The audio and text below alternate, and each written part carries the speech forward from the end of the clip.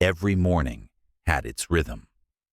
The hum of the old fluorescent lights above my desk, the bitter sting of black coffee poured from a pot that had seen more years than some of my coworkers, the muffled chatter of hallway conversations that never really changed. 30 years in the same office can make you believe in illusions, stability, permanence, loyalty. You start to think your name carved into the brass plate outside your door means something fixed, like stone.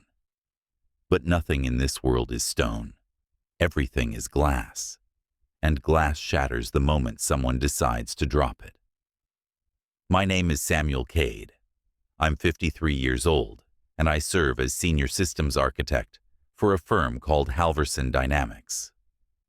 For 3 decades, I built, patched, and shielded the nervous system of this company: networks, databases, firewalls, redundancies. While others came and went, I stayed. I carried the weight. Every major project of the last 10 years bore my fingerprints somewhere deep inside the code or the schematics. I wasn't flashy, I wasn't loud. But when servers failed, when contracts were on the line, when midnight calls came in from panicked executives, it was always me who answered. I thought that meant something. I thought it guaranteed security. This morning started like any other. Same mug on my desk, same faint smell of copier ink bleeding into the air. But when my phone buzzed with a message from upstairs, "See me in my office 10:15, the rhythm cracked. A new boss had taken the helm just 6 months ago, a woman half my age with a resume built on Ivy League gloss and management seminars. She didn't know the systems the way I did. She didn't know the history buried in every line of code. But she knew how to smile with teeth while talking about innovation and fresh perspectives. Her office was glass and chrome, all edges and no warmth. She stood by the window when I walked in, phone in hand, scrolling like she was already late for something else. She didn't look up until I closed the door.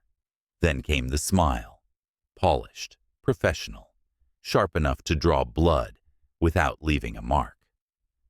"Sam," she said, tilting her head as if softening the blow. "You've been here, what, 30 years?" 31, I answered. Her smile widened, but her eyes didn't. "That's impressive. But you know how it is. Sometimes longevity can turn into rigidity. You're too set in your ways. We're going to try fresh blood." It was a sentence delivered like a scalpel. Precise, quick, no wasted movement. I didn't flinch, didn't argue.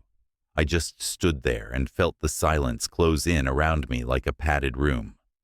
Too set in my ways. 30 years of keeping the company alive through crisis, and that was the eulogy she chose. She slid a folder across the desk, as though the decision had been made long before I stepped in. My project, my work, months of architecture and planning, was no longer mine. She'd reassigned it, not to another veteran, not even to one of the mid-level managers I'd trained myself. No, she gave it to a 24-year-old fresh hire who once leaned over my desk to ask how to send a fax. I looked down at the folder, then back at her. She was already glancing toward her calendar on the screen, her finger tapping the mouse like I was background noise. No panic rose in me, no hot wave of anger. Just a chill, the kind that drains sound from a room until you can hear your own breath. I picked up the folder, tucked it under my arm, and nodded once. "Understood." She blinked, almost surprised I didn't fight. "I knew you'd be professional about it," she said, dismissing me with the turn of her chair. Walking back to my office, the walls looked different. The chatter in the hallway sounded distant, muffled, like voices underwater. My nameplate glinted under the fluorescent light, but it no longer felt like stone. It felt like glass, thin and temporary. I sat at my desk for another hour, staring at the monitor, fingers idle above the keyboard. Around me, the office buzzed with its usual rhythms, phones ringing, keyboards clattering, someone laughing too loudly near the break room. It should have felt normal. It didn't. Every sound scraped against me, hollow and false. At 3 p.m., I shut down my system, locked my drawers, and walked out without a word. I didn't storm. I didn't slam. I left early, calm and deliberate, like a man going out for a smoke.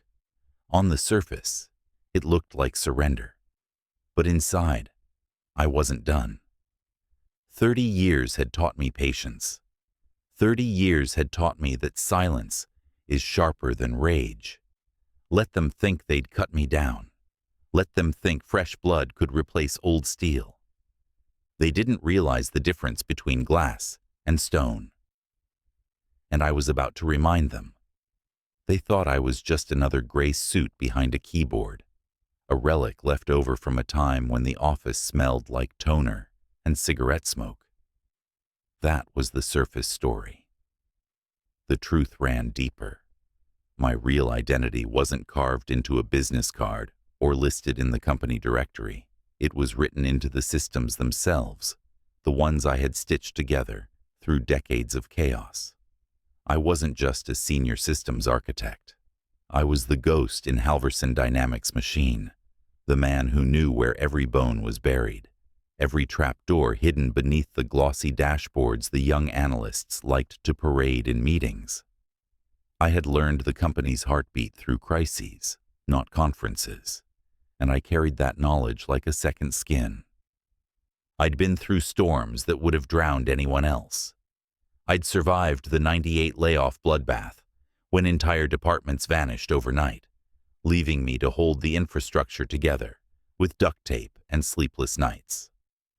I stayed standing during the hostile takeover of 2007, when the new owners gutted our budgets and demanded miracles with half the manpower. I kept systems alive when clients threatened to walk, when servers went dark mid-contract, when deadlines shifted from impossible to suicidal. And through it all, while the bright new stars flared and burned out, I remained. Not because I was the smartest, not because I had fancy credentials, but because I refused to break. I still remember the disaster of 2014. A server meltdown wiped out 2 terabytes of client data, and the golden boys they had hired to streamline operations froze in their tracks, staring at error codes like deer in headlights. They didn't even know where to begin. I pulled 3 straight nights in a freezing server room, jacket draped over my shoulders, coaxing life back into a system they had already declared dead. When the final file tree reappeared on the screen, I didn't cheer. I didn't high-five. I just saved it, backed it up 6 different ways, and went home to sleep for 12 hours straight. The client never knew how close they came to catastrophe. The bosses never admitted how badly their fresh ideas had failed. But I knew. That was enough. So when my new boss told me I was too old, too rigid, too stuck in my ways, I didn't argue. She didn't realize old school was just another word for forged in fire. The kind of resilience you can't buy with tuition. She thought the game was about speed and flair. She didn't know survival is its own skill set. After that meeting, I stopped looking at my job as work and started treating it like reconnaissance. I let the young blood run with my project, smiling in meetings, shaking hands like he'd already won. But while he grinned, I watched. He cut corners in code reviews, using copy-paste patches from forums instead of building foundations that could withstand real pressure. I saw him fudge time logs, padding his hours while delivering work that looked pretty, but sagged under the slightest weight. My boss chased the surface metrics like a gambler at a roulette table. Hours reported, presentations polished, forecasts glowing with optimism. She didn't see the cracks, She didn't want to, but I did. Every skipped redundancy was a hairline fracture. Every misaligned dataset was a weak joint waiting to snap.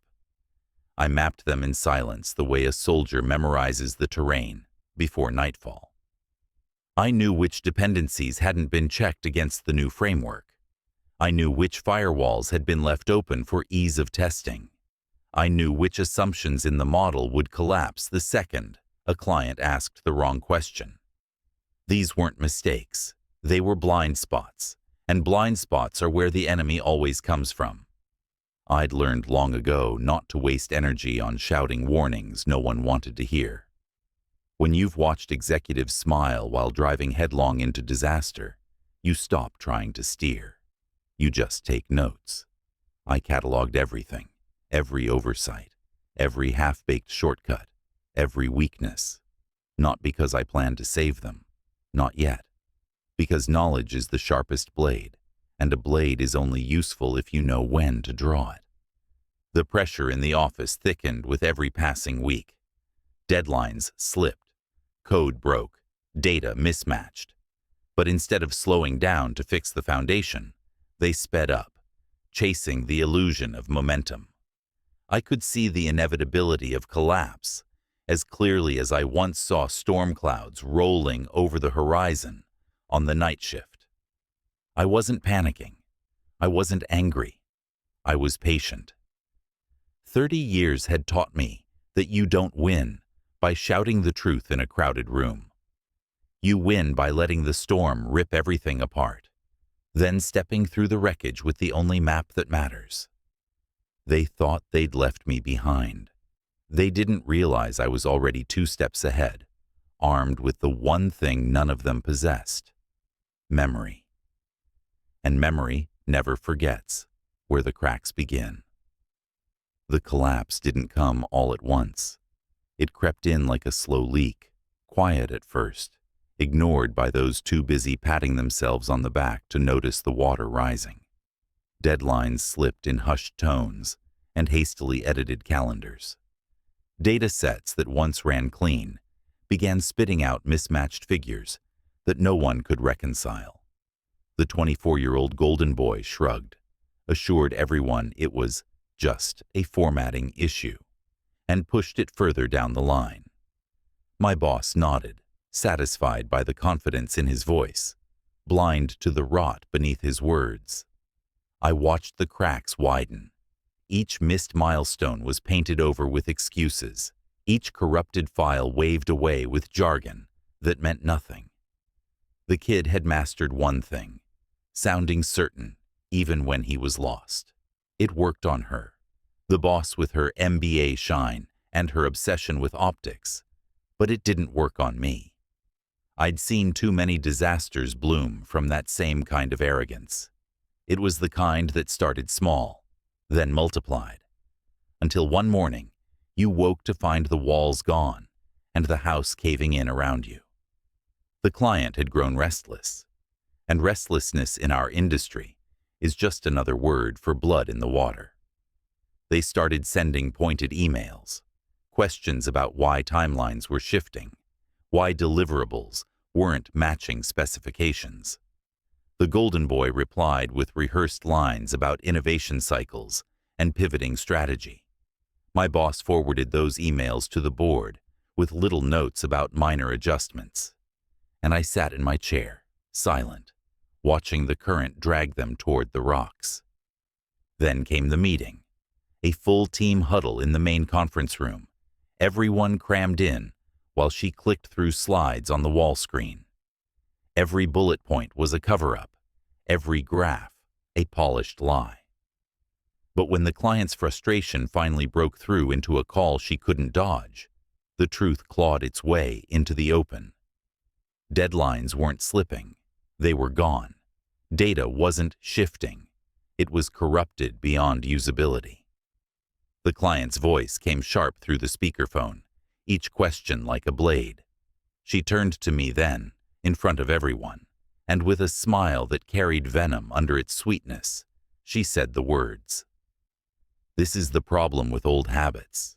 Sam refuses to adapt, and now We're paying for it. It was a clean strike, deliberate and public. She laid the corpse of their failure at my feet, as though 30 years of service had been nothing but dead weight. Eyes around the table shifted toward me, some with pity, some with relief. It wasn't them in the crosshairs. I didn't rise to it. I didn't speak. My silence was armor, my stillness a shield. Inside, though, the rage hummed low and steady, like the thrum of a power line before the surge. What she didn't know was that I had never trusted her. The day she handed my project to a boy who didn't know how to operate a fax machine, I began building my contingencies. Redundant backups saved to drives no one else could see, ghost systems humming quietly in the background, safeguards coded so deep they looked like artifacts from older frameworks. I left nothing to chance. If the house of cards collapsed, I'd be the one standing in the rubble with the only working map. I remembered another collapse, years ago, when hesitation nearly cost everything. It was 99, a factory system in Ohio that tied into our logistics chain. A small glitch spiraled into full shutdown, assembly lines frozen, money burning by the minute. The young analysts argued over protocol while I stood there, hand on the keyboard, wondering if bypassing the fail-safes would save us or bury us. I waited too long. We lost 48 hours and millions in revenue before I pulled the trigger and overrode the system. I swore then I'd never hesitate again. Never wait to be betrayed twice, whether by a machine or a human being. So I didn't flinch when she blamed me. I didn't defend myself when the room tilted against me. I let the words sink like stones into the silence, because words are cheap and silence makes people sweat. What mattered wasn't now. What mattered was what came next. The client had agreed to one final presentation, one last chance for the project to prove itself before contracts were severed and lawsuits began. That meeting was scheduled for the end of the week. Everyone was scrambling, the young blood red-eyed and frantic, my boss snapping orders like a general on a sinking ship. They thought they still had control. They thought they could still patch the dam before it broke. I sat in my office and watched the chaos through glass walls, calm as a man in the eye of a hurricane. I already knew the truth. The system they were about to present was broken beyond repair. No patch, no pivot, no empty promise could save it. The failure wasn't coming. It was already here, just waiting for its moment to show itself. I leaned back in my chair, folded my hands, and let the silence fill me again. The house of cards was trembling, seconds away from collapse, and I was going to be there when it fell, armed with the only cards that mattered. The conference room felt colder than usual, though the thermostat on the wall glowed the same indifferent numbers it always did. I sat 2 chairs back from the main table, out of the spotlight, while the 24-year-old golden boy clicked through slides on the projector. His voice wavered almost imperceptibly at first, the kind of tremor only someone trained to notice pressure could catch. The client executives leaned forward in their leather chairs, eyes narrowing, pens tapping in slow, deliberate rhythm. They'd come expecting answers, and instead, they were getting smoke. The numbers didn't match. Forecasts promised a 30% efficiency gain, but the current metrics showed losses. Databases that were supposed to integrate seamlessly spat out contradictory outputs. Every chart on the screen looked polished until the client's CFO asked a single probing question. Why doesn't column G align with the baselines from your last report? The room went silent. The kid fumbled, clicking backward, mumbling about formatting anomalies and pending reconciliations. Sweat pooled at his hairline, trickling down the side of his face, darkening his collar. It was the beginning of the end. Each question unraveled another thread, and the carefully woven fabric of lies began to shred in real time. Promises collapsed, assurances faltered. Every time the kid opened his mouth, he dug the hole deeper. I could see it in the client's eyes. This wasn't salvageable with charm. They smelled blood, and predators never miss their mark once the scent is in the air. My boss shifted in her seat, that perfect corporate mask of calm composure cracking around the edges. Her smile no longer reached her eyes. She tried to jump in, layering jargon over the gaps. But jargon can't plug holes when the ship is already sinking. Finally, when the room tilted into full exposure, she turned her gaze toward me. The knife was ready in her hand, and she swung without hesitation.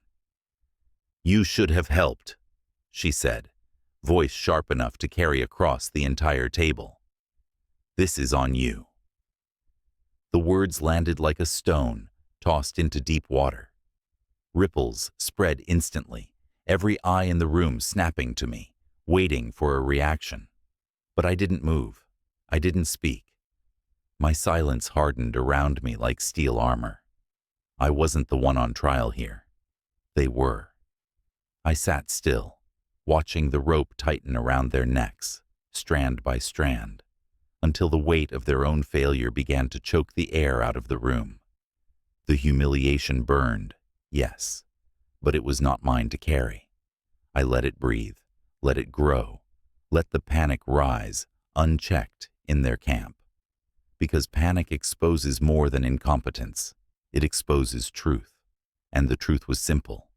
They had tried to build something without a foundation, and now the walls were caving in on them. Inside, I kept calm because I knew what no one else in that room did. I had never trusted them enough to leave the project unprotected. While they stumbled through shortcuts and hollow presentations, I had kept the real structure alive, tucked away where no careless hand could reach it. The old backups, the invisible redundancies coded to run beneath their shiny new interfaces. Systems hidden in plain sight, written in what they called outdated frameworks, but proven through decades of storms. They mocked my methods, called them relics. But relics endure when fads collapse. I had everything ready, every number aligned, every data set reconciled, every flaw patched in the shadows, where no one bothered to look. While they had been chasing applause, I had been preparing salvation. All it would take was a single keystroke, one command, and the entire project would rise from the ashes they'd scattered across the table. But not yet. Timing is everything, and my moment hadn't arrived. To step in now would be to save them from the consequences of their arrogance. No. First the rope had to tighten further until their masks cracked fully, until the client's voices sharpened from suspicion into fury, until the golden boy's sweat turned into collapse. Only then would the silence break. Only then would the blade come down. I watched my boss stumble through another excuse, her voice cracking, the polished authority gone. The kid stared down at his notes, hands trembling, unable to string together a coherent sentence. The clients exchanged looks, the kind that decide futures in seconds. The collapse was complete. I folded my hands on the table, calm, deliberate, waiting. The storm had swallowed them whole, and I was the only one left standing with the power to drag them back from the abyss. My moment was coming, sharp and inevitable, and when it arrived, there would be no mistaking who held the real strength in that room. The silence after my boss's last excuse stretched long enough to make the air feel heavy. The client's executives stared at her, not blinking, not buying a word. The golden boy fumbled at his laptop, clicking frantically as if he could somehow conjure answers out of thin air. His fingers shook, the sweat from his forehead dripping onto the keyboard. Numbers didn't add up. Charts contradicted themselves. Promises unraveled faster than he could patch them. He was drowning, and the more he flailed, the faster he sank. I leaned forward just slightly, hands folded, eyes steady. My boss tried to pivot one last time, spinning the disaster into a transitional phase, but the CFO cut her off with a voice as cold as steel. Enough. Show us the system working. Right here, right now. The kid froze. His mouth opened, closed, then opened again with a stammer. I don't have the final data set merged yet. It's on the staging server and the integrity checks. Then prove the integrity, the CFO snapped. If you don't have it now, when will you? The kid looked to my boss like a cornered animal begging for a way out. She looked to me. Her eyes hardened, but beneath the steel there was a crack of desperation. She had gambled everything on this presentation, and the dice had come up empty. She wanted to drag me into the fire with her. That was when I moved. Calm, controlled, not loud, not dramatic, just deliberate. If you'll allow me, I said, my voice even, quiet enough to force them to lean in, but firm enough to carry weight. Every head turned. For the first time all morning, the room actually stilled.